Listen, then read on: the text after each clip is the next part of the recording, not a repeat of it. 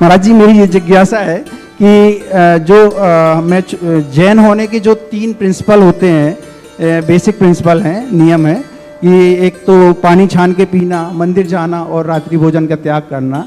इन सबको मैं कभी कभी ये प्रशासनिक ड्यूटी कर्तव्य निभाते निभाते इनमें थोड़ा अतिचार लग जाते हैं, तो इसको कैसे मैं फॉलो करूं? और एक माता जी का भी क्वेश्चन रहेगा। पहली बात है कि 8 मूल गुण होते हैं जैनी के मूल रूप से। सबसे पहला तो मद्य, मधु और मांस, इन 3 चीजों का सेवन नहीं करना। मद्य में सभी आते हैं, जितने भी नशे की चीजें हैं। नशा किसे कहते हैं? जो शरीर की मांग नहीं है, फिर भी आदत पड़ने पर, उसके ना मिलने पर तलब लग जाए।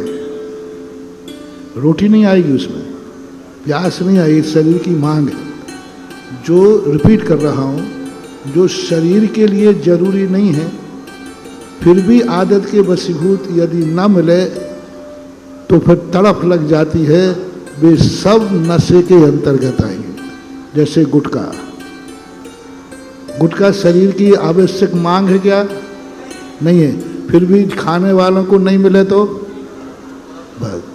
इसमें जितने भी हैं, और चाय को भी यदि थोड़ा सा ले लें तो वो 50-50%, क्योंकि कई लोग उसको शरीर के लिए आवश्यक स्वास्थ्य मानते हैं, लेकिन वो है नहीं, क्योंकि वो लत है, आदत है, पड़ जाती है।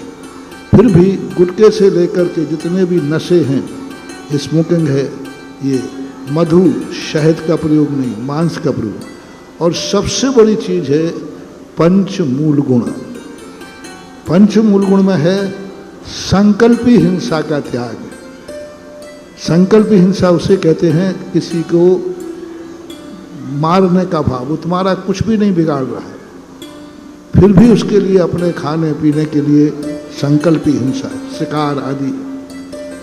संकल्पी झूठ, ऐसा झूठ जिससे सामने वाले की जिंदगी खराब हो जाए।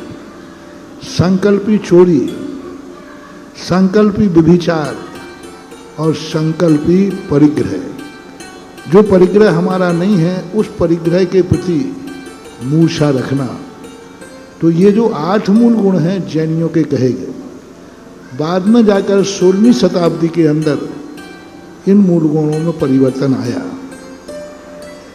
और 13वीं शताब्दी में इनका परिवर्तन आवश्यक के रूप में हुआ। उन्होंने 3 रूप लिया: देव पूजा, गुरुपास्ति, स्वाध्याय, संयमस्तपः, दानम चेति ग्रस्थानाम षट कर्माणि दिने दिने। ये 13वीं शताब्दी के लगभग ये 6 जैनियों के आवश्यक बनाए गए। देव पूजा नियम से करेगा, गुरुपास्ति, गुरु की उपासना करेगा, थोड़ा बहुत स्वाध्याय करेगा।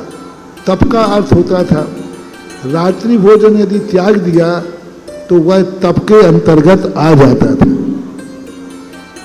और इसी प्रकार से संयम आदि जो हैं 6 आवश्यक।